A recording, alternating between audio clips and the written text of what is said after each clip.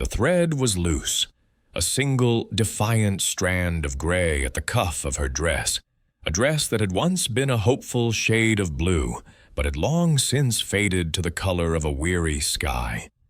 Elara tucked it back into the seam, a useless gesture. It would only come undone again. Everything always came undone. The hollow ache in her stomach was a familiar companion, a gnawing emptiness that mirrored the space in her tiny, cold apartment. It was a space defined by what was missing. A missing couch, missing photographs on the walls, the missing warmth of a life that had been stolen from her, piece by painful piece. She stood before the small, cracked mirror hanging by a nail on the back of the door. The woman staring back was a stranger, all sharp angles and shadowed eyes. Her hair was pulled back in a severe bun, not for style, but to hide the fact that she could not afford a haircut.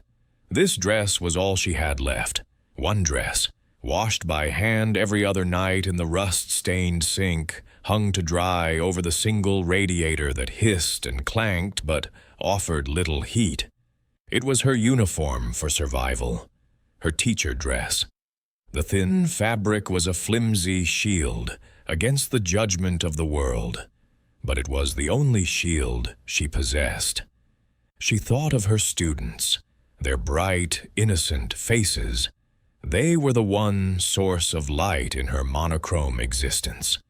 She poured every ounce of her depleted energy into them, into creating a classroom that was warm and safe, a world away from the one she returned to each night.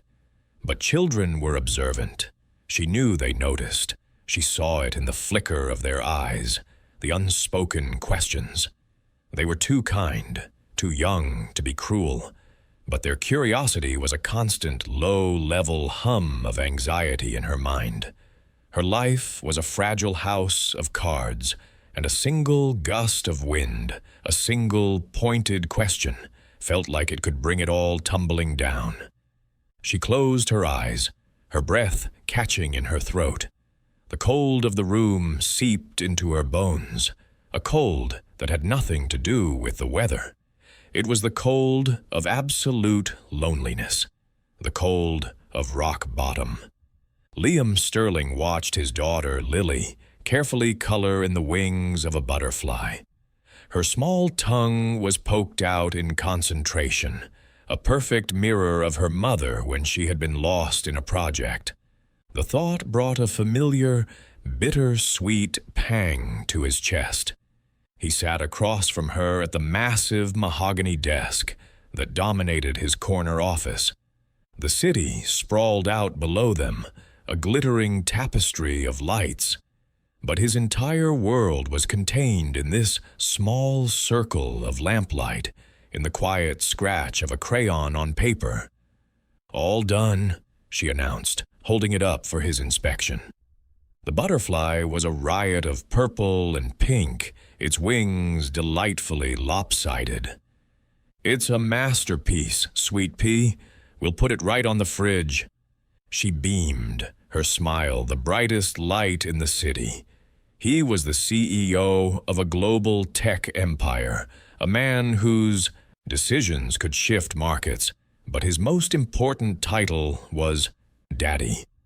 Since Sarah's passing 2 years ago, that title had become his entire identity. Everything he did, every grueling hour he worked, was to build a safe and perfect world for Lily. But he knew, with a deep and abiding ache, that there were things his fortune could not buy. He could not buy back her mother. He could not erase the quiet sadness that sometimes clouded her bright blue eyes. He helped her pack her school things, his large hands gentle as he zipped her small backpack. "Did you have a good day at school?" "Yes.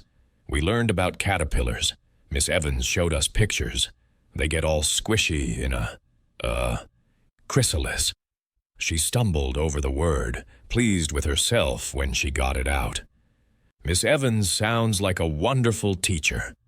Lily nodded, her expression turning serious. "Daddy," she said, her voice dropping to a conspiratorial whisper.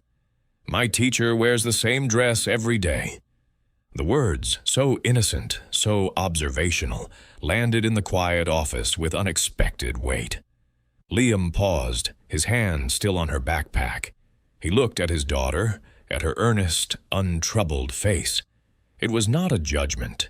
It was simply a fact, stated by a child who noticed patterns. "It's a blue dress," Lily continued, as if the detail were of critical importance. "It's pretty, but it's always the same one." A dozen explanations flashed through his mind. A uniform, perhaps? No, it was a private school, but they did not have a strict staff dress code. A favorite outfit? Maybe. But the phrase, "every day," snagged in his thoughts. He had met Miss Evans briefly at a parent-teacher conference.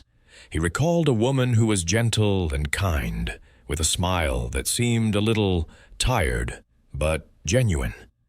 He remembered her passion when she spoke about teaching, about Lily's progress. He did not remember her dress, but Lily did, and something in her simple statement stirred a feeling he could not quite name. It was not pity. It was a quiet, insistent concern, a sense of a story unfolding just out of sight. He pictured Miss Evans, her kind eyes, her worn but immaculately clean shoes. He had noticed her shoes. "Maybe she really likes that dress," he offered, his voice soft. Lily considered this. "Maybe," she conceded. But the small furrow in her brow told him she was not entirely convinced. The next day, when he dropped Lily off, he saw Miss Evans greeting students at the classroom door. She was wearing a simple blue dress. It was clean and pressed, but he could see the slight fading at the seams, the subtle wear at the cuffs. It looked familiar. He watched her for a moment. She knelt to speak to a crying boy, her voice a low, soothing murmur. She retied a little girl's shoelace. There was a grace and a quiet dignity about her that seemed at odds with the profound weariness in her eyes. Lily's words echoed in his mind. The same dress every day. He made a decision. It was impulsive, perhaps intrusive, but it came from a place of genuine concern, a paternal instinct that extended beyond his own child. That afternoon, he left his office early. He did not send his driver. He drove himself, parking his understated sedan across the street from the school. He waited. He felt a strange sense of apprehension, as if he were crossing a line he should not. What was he even going to do? Offer her money? The thought made him cringe. A woman with her kind of pride would be insulted. No, he would just see, observe, understand. The final bell rang, and a flood of children and parents poured out of the old brick building. He watched until the crowd thinned, until only a few staff members remained, chatting as they walked to their cars. Finally, he saw her, Elara Evans. She emerged from the school, pulling a thin, gray coat tight around herself. The wind was picking up, slicing through the autumn air like a blade. Her coat looked wholly inadequate against the chill. She carried a canvas tote bag overflowing with books and papers. She did not walk toward the staff parking lot. Instead, she turned in the opposite direction, toward the bus stop at the corner of the block. Liam's heart gave a small, tight squeeze. He watched as she stood at the bus stop, her shoulders hunched against the wind. The sky was darkening, threatening rain. She looked small and fragile against the vast, indifferent city. He started the car. He pulled up beside the bus stop, the passenger window gliding down with a soft hum. She looked up, startled, her eyes wide with alarm. For a moment, she did not recognize him. "Miss Evans?" he said, his voice calm and even. It's Liam Sterling, Lily's father. Recognition dawned, but it was quickly replaced by confusion. Mr. Sterling, is everything all right? Is Lily okay? Her first thought was for his child. Of course, it was. Lily is perfect. Thank you. I was just driving by and I saw you waiting. It looks like it's about to pour. Can I offer you a ride home? Her posture stiffened. A wall went up behind her eyes, one of pride and suspicion. Oh, no. Thank you. But that's very kind. The bus will be here any moment. Please, he said, his tone gentle but firm. He was not a man accustomed to being refused, but he knew this was not a negotiation. It was a request that required finesse. I insist. It's no trouble at all. I'm heading in that direction anyway. It was a lie, but he hoped it was a convincing one. She hesitated, her gaze darting from his face to the ominous clouds overhead. A fat drop of rain splattered on the pavement beside her foot. Then another. Her shoulders slumped in a barely perceptible sigh of defeat. The fight went out of her. "All right," she said, her voice barely a whisper. "Thank you." She walked around the car and slipped into the passenger's seat, bringing a gust of cold air with her. She placed her worn tote bag carefully on the floor, as if afraid it might soil the pristine leather interior. The car was warm, smelling faintly of leather and his subtle, expensive cologne. It was a different world, a world of comfort and ease that felt alien to her. She sat rigidly, her hands clasped tightly in her lap, hyper-aware of her faded dress and her scuffed shoes. "Which way am I going?" he asked, pulling smoothly into traffic. She gave him the address, her voice quiet with shame. She knew what he would think when he saw the neighborhood. It was a part of the city people like him drove through with their doors locked, if they drove through it at all. The silence in the car was heavy. Elara stared out the window, watching the landscape shift from manicured lawns and stately homes to pawn shops and boarded-up windows. Each block felt like a confession of her failure. Liam did not speak. He just drove, his expression unreadable. He did not comment on the neighborhood. He did not ask invasive questions. His quiet presence was, in its own way, a kindness. When they arrived at her street, he pulled up in front of a grim, gray apartment building with cracks spiderwebbing across its facade. "This is it," she said, her hand already on the door handle, eager to escape the plush confines of the car and the weight of his charity. He did not just let her go. He turned off the engine.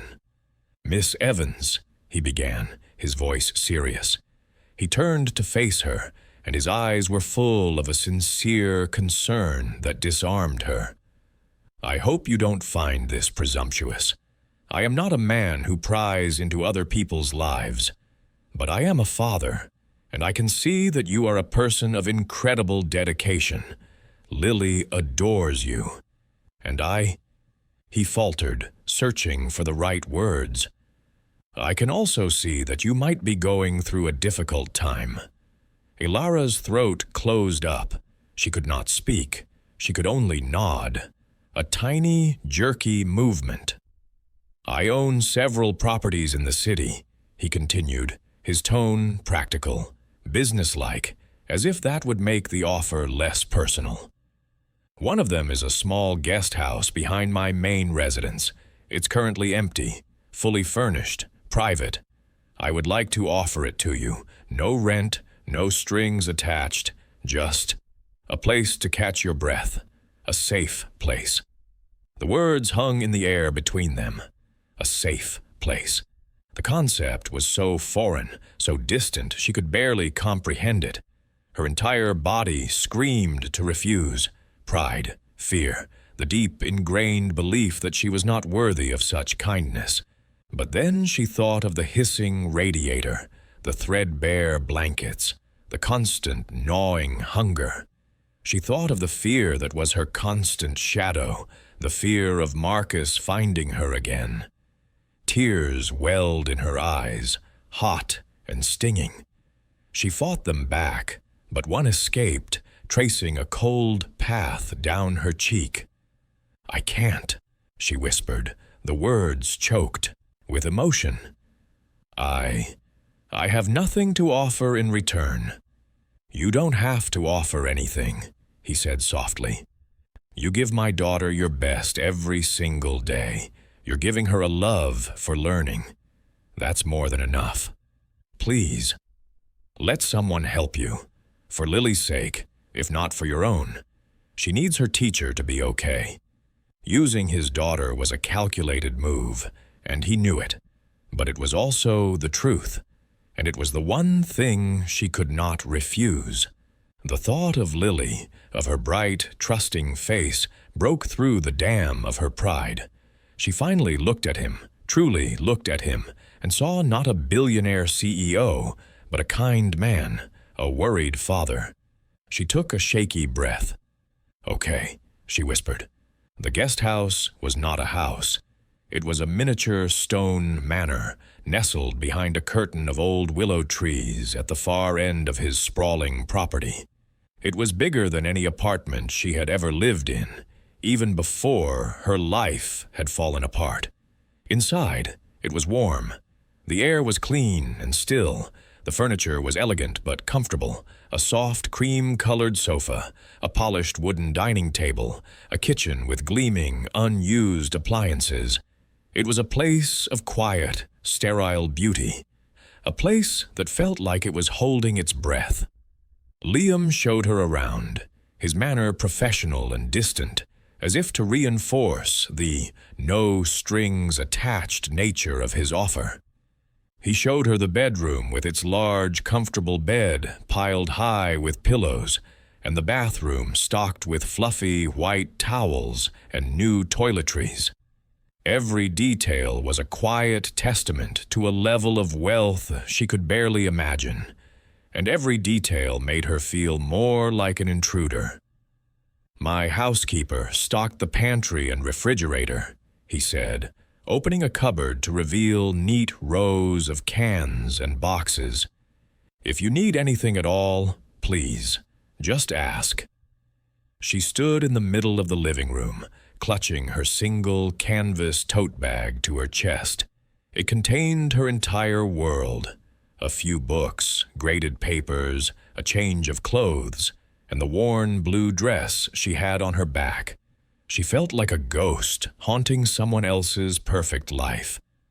"Thank you," she said, the words sounding small and inadequate in the high-ceilinged room. I don't know what to say." "You don't have to say anything," he replied. He gave her a small, hesitant smile. "Welcome home, Miss Evans."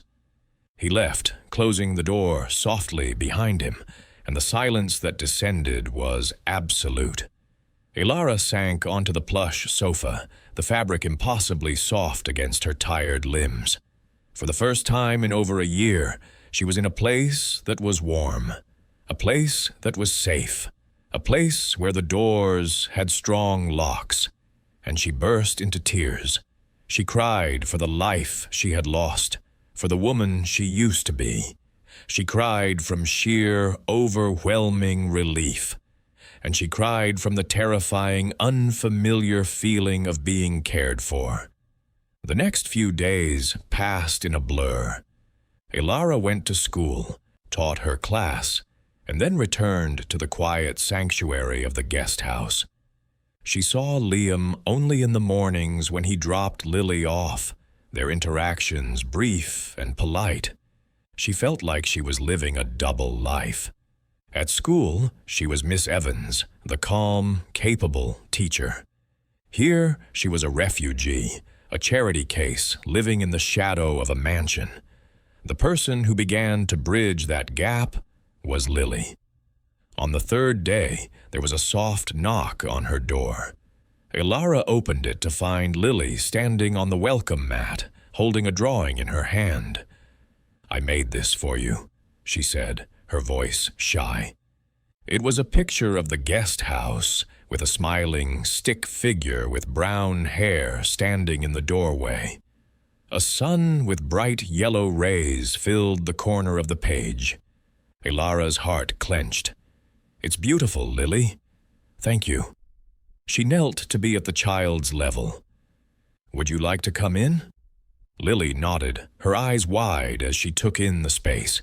She walked directly to the small fireplace and pointed. "My mommy liked fires."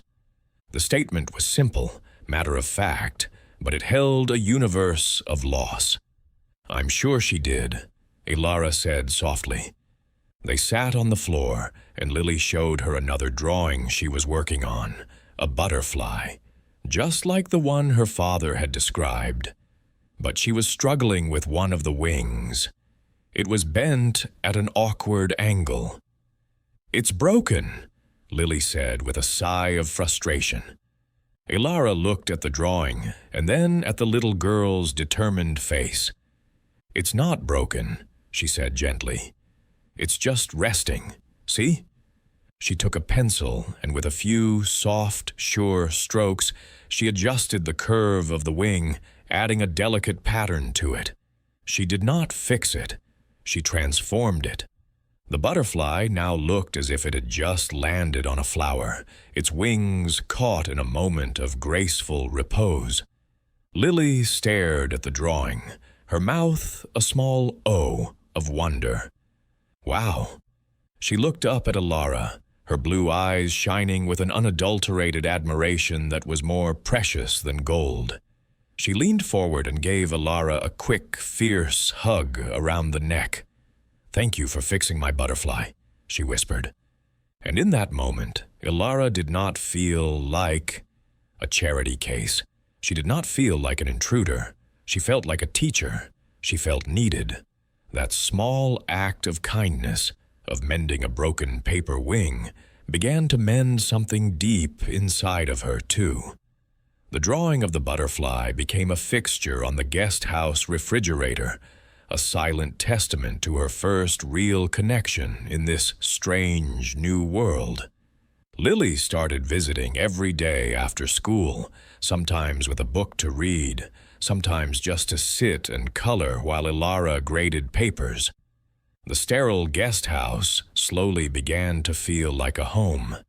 It was filled with the sound of a child's chatter, the smell of cookies Elara baked using the fully stocked pantry, the sight of scattered crayons on the coffee table. Elara started to heal. The shadows under her eyes began to fade. She was eating regular meals, sleeping through the night without the familiar grip of fear.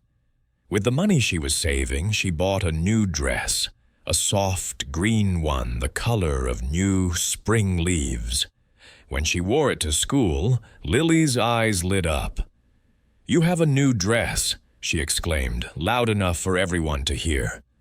Elara just smiled. "I do." She began to have dinner in the main house some evenings. The first time Liam invited her, she was terrified. The main house was even more intimidating than the guest house. It was vast and filled with art, a testament not just to wealth, but to a life lived, a life that had included a wife and a mother. A beautiful woman smiled out from photographs on the mantelpiece. Sarah. Elara felt the familiar pang of being an imposter, but Lily acted as the perfect buffer, chattering away, demanding Elara sit next to her, showing her the masterpiece on the fridge. Liam was a gracious host. He was quiet, observant. He never mentioned her past or her circumstances. He asked about her day, about the children in her class. He spoke of his own work with a surprising lack of ego. They talked like two ordinary people sharing a meal. But underneath the polite conversation, a current of something else was beginning to flow. A quiet understanding, a shared loneliness. He was a man living in a house full of memories, a man who had lost the love of his life. She was a woman who had fled a life that had tried to destroy her. They were both survivors in their own way. One night, long after Lily was asleep, a storm rolled in. Thunder rattled the windows, and rain lashed against the glass. Elara could not sleep. The sound of the storm dredged up old fears, old memories of another man's anger, another voice raised like thunder. She crept out of the guest house and walked the short, rain-soaked path to the main house. The kitchen light was on. She found him there, staring into a cup of tea, his face etched with a familiar weariness. He looked up as she entered, his expression softening. "Couldn't sleep either?" She shook her head, pulling her robe tighter around herself. The storm. He nodded in understanding. He did not press. He simply got up and poured her a cup of chamomile tea, his movements economical and quiet. They sat in comfortable silence for a while, the only sounds the drumming of the rain and the ticking of a grandfather clock in the hall. "Sarah loved storms," he said suddenly, his voice low and raspy with memory. "She said it was the world washing itself clean. She'd make us all put on raincoats and go dance on the lawn." He smiled, but it was a sad, distant thing. "Lily was so little the last time we did that. I don't think she remembers." Elara's heart ached for him, for the profound loss that still echoed in the silent halls of his home. "She sounds like she was wonderful," Elara said softly. "She was," he affirmed. "She was the architect of this family. I was just the guy who paid the bills. When she was gone," he trailed off, staring into his cup. The silence was the worst part. This big, empty house. I filled it with staff, with noise, with anything to keep from hearing how quiet it was. How empty. He looked at her then, his gaze direct and vulnerable. "It's not as quiet since you've been here." The confession hung in the warm kitchen air. It was the most personal thing he had ever said to her. His admission of loneliness cracked open a door for her own. "I know about silence," she said, her voice barely a whisper. She looked down at her hands, at the faint, silvery scar on her wrist that was almost invisible now, a relic from her past life. "The man I was with before, Marcus, he liked silence too, the kind you create with fear."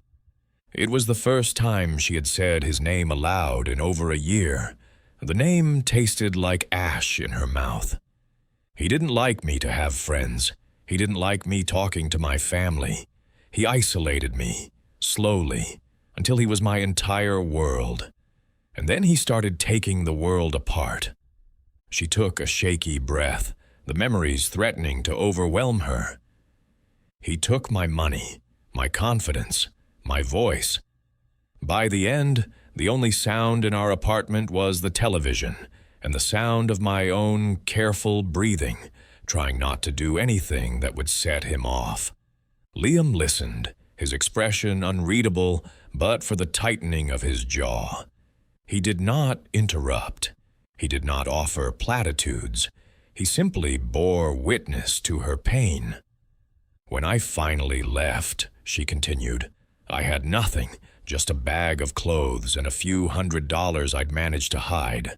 I came here to start over, where he wouldn't find me. But the fear, it follows you.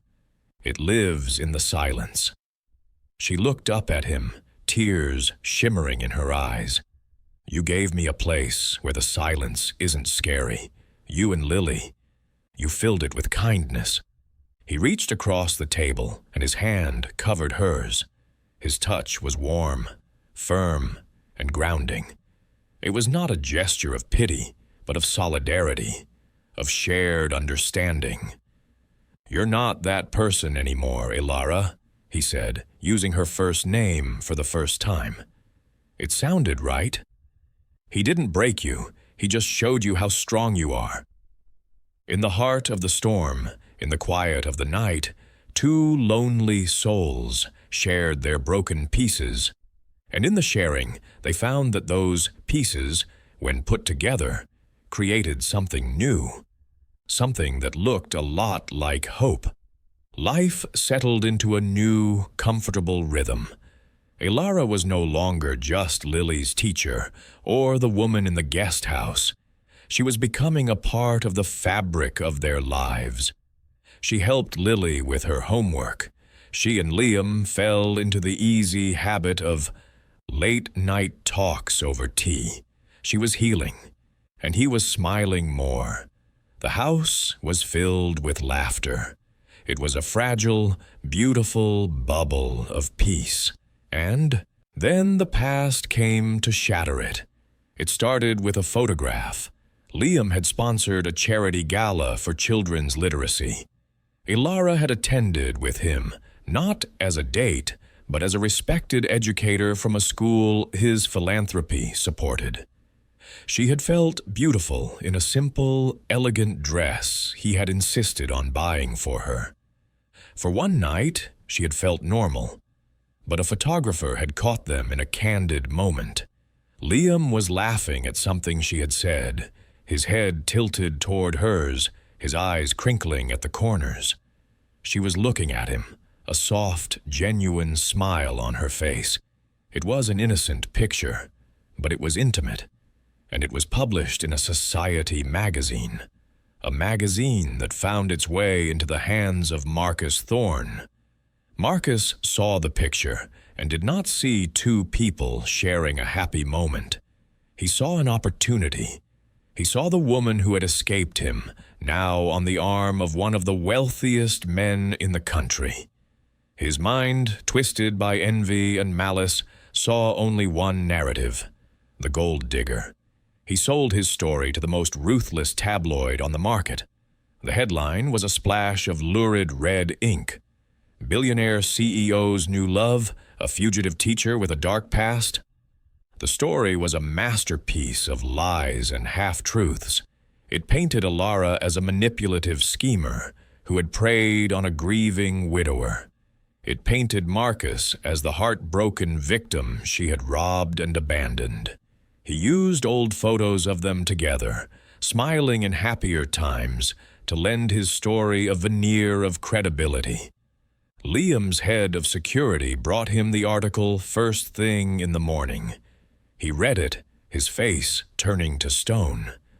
The lies were so vicious, so transparently cruel, that they made him physically ill. His first thought was not for his reputation or his company's stock price. It was for Elara. He knew this would destroy her. He found her in the guest house, sitting on the sofa, staring blankly at her phone. The color had drained from her face. She was trembling, a slight, uncontrollable tremor in her hands. She looked up at him, her eyes wide with a familiar, hunted terror. The progress of the last few months was gone. She was back in that cold, empty apartment, a ghost of a woman. "I have to go," she whispered, her voice a raw, broken thing. "I'm so sorry, Liam. I never wanted to bring this into your life, into Lily's life." She was already on her feet, moving toward the bedroom, ready to pack her single bag, ready to run again. "No," he said, his voice a low, commanding rumble. He moved to stand in front of her, blocking her path. "You're not going anywhere." "You don't understand," she sobbed, tears streaming down her face. "He won't stop. He will ruin you just to hurt me. I can't let that happen. I have to disappear." "Elara, look at me." He placed his hands gently on her shoulders, forcing her to meet his gaze. "Listen to me. You are not running anymore. This is your home now. We are your family. And we protect our family." His words were a lifeline, but she was drowning in fear. "You can't fight this. The media—" I don't care about the media, he said, his voice fierce with conviction. I care about you. I care about the truth. This man is a liar and a bully, and we are not going to let him win. Not this time. She stared at him, at the unwavering strength in his eyes. It was a strength she had never seen before, a formidable power held in check by a gentle heart. Now, that power was being unleashed, not in anger, but in defense of her. He saw the terror in her eyes, the instinct to flee that had been ingrained in her by years of abuse. He knew he had to do something decisive, something public. He called a press conference for that afternoon. His PR team was in a panic. They advised him to issue a short statement, to distance himself, to wait for the storm to pass. He ignored them all. He stood at a podium, a phalanx of cameras and microphones aimed at him like a firing squad. He looked calm, composed, a titan of industry in a perfectly tailored suit. He did not read from a statement. He spoke from the heart. I have called you here today to address the malicious and defamatory story published this morning concerning Miss Elara Evans, he began, his voice clear and steady, filling the room. The story is a complete fabrication, a cruel and desperate act by a man with a documented history of deceit. My legal team is already pursuing every available option to hold those responsible accountable. He paused, his gaze sweeping across the room. But that is not the most important reason I am here. I am here to talk about Elara Evans. You have been told she is a gold digger, a manipulator. I am here to tell you who she really is. She is a woman of breathtaking courage and integrity. She is a survivor who has overcome hardships that would have broken most people. She is the most dedicated and compassionate teacher I have ever met. My own daughter is thriving because of her gentle guidance. His voice softened, losing its corporate edge and becoming deeply personal. She came into my life and my daughter's life at a time when our world was gray with grief, and she brought the color back. She is kind, and she is decent, and she is good. This attack is not just on her. It is an attack on my family, and I will not stand for it. Elara Evans has my complete and unwavering support. She has my trust. She has my respect. He leaned forward, his eyes finding the lens of the main network camera. And she has my heart. Let me be perfectly clear. If you come after her, you are coming after me. He turned and walked away from the podium, leaving a room of stunned, silent reporters in his wake. It was a public declaration of war, and a public declaration of love. The aftermath was swift and decisive.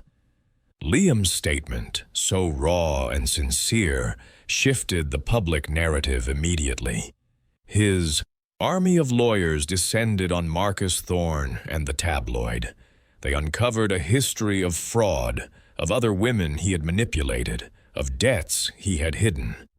Faced with overwhelming evidence and the threat of financial ruin, the tabloid printed a full retraction and a public apology.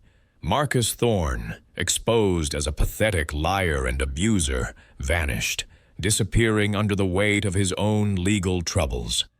The storm passed as quickly as it had arrived. Elara was free, truly, finally free. The fear that had been her shadow for years was gone, burned away by the fierce, protective light of Liam's loyalty. But a new feeling had taken its place, a fragile, fluttering hope that was almost as terrifying as the fear had been. He had said he loved her, in front of the entire world. They did not talk about it right away.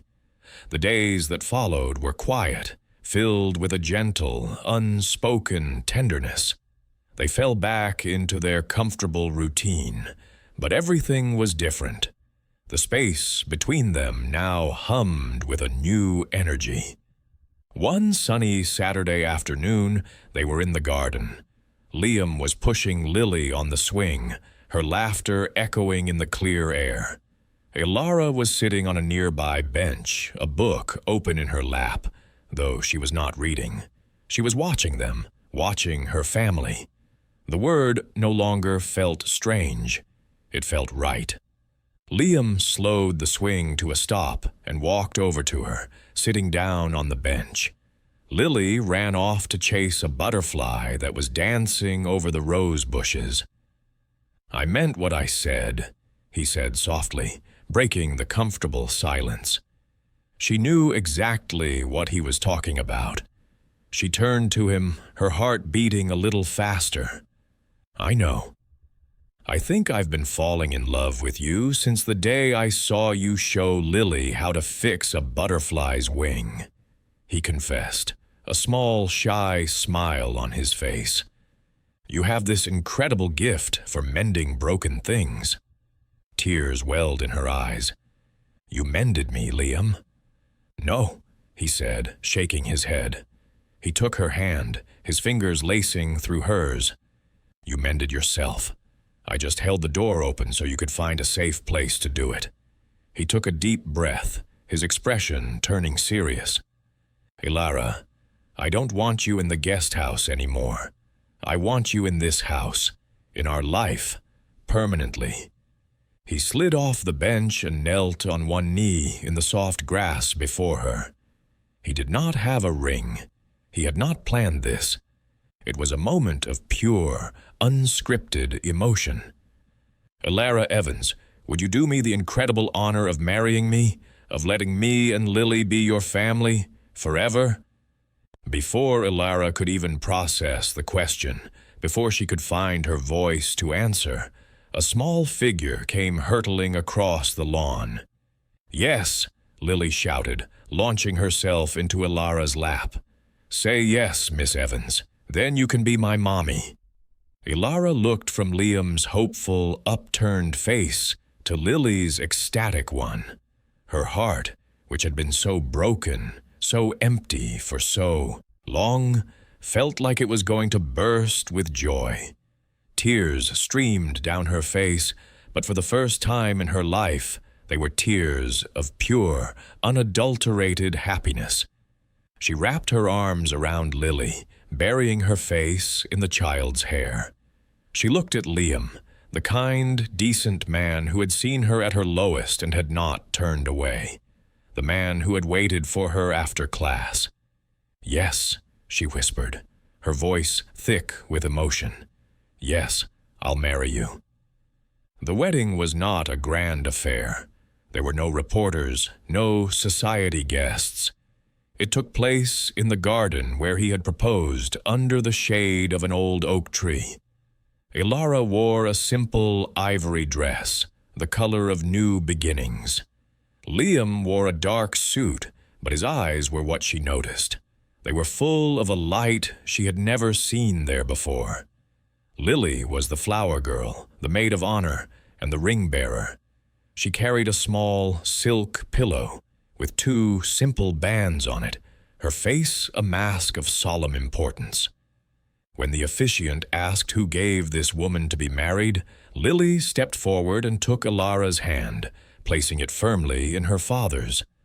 "I do," she said, her voice clear and proud.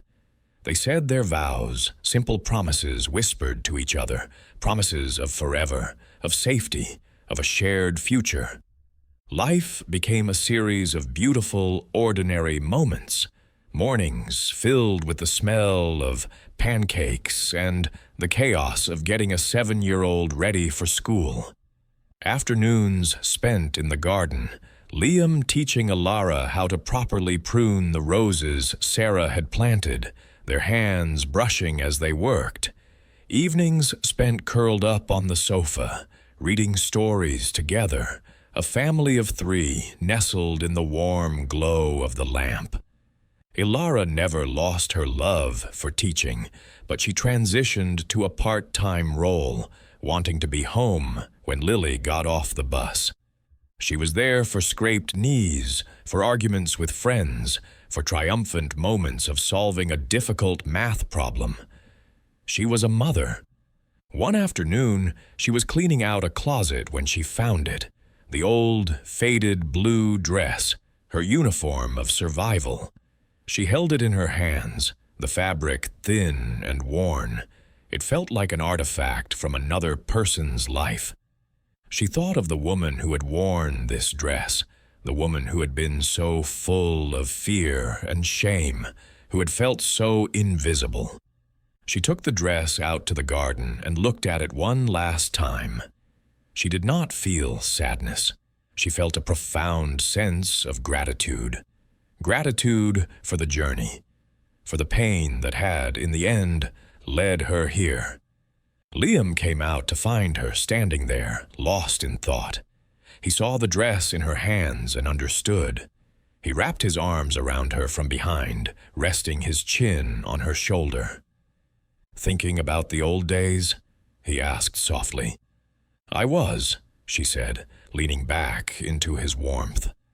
"I was thinking about how a simple dress and a little girl's observation changed everything." "She gets that from her mother," he murmured into her hair, noticing the little things. Just then, Lily came running out of the house, holding a piece of paper. "Look what I found," she announced. It was the drawing of the butterfly, the one with the mended wing. It was a little creased and faded, having been on and off the refrigerator for over a year. "I think we should put this in a frame," Lily declared. Elara smiled, her heart full. "I think that's a wonderful idea." Later that evening, the three of them worked together to place the drawing in a simple, beautiful silver frame. They hung it in the main hallway, among the polished family portraits and expensive works of art. It was just a child's crayon drawing, a lopsided butterfly with one wing that was not broken, but resting. To them, it was the most valuable piece in the entire house. It was a portrait of their family, a testament to the fact that sometimes the most broken things can be mended into something even more beautiful. A reminder that love, in its purest form, is simply the act of noticing, of waiting, and of offering a safe place to land.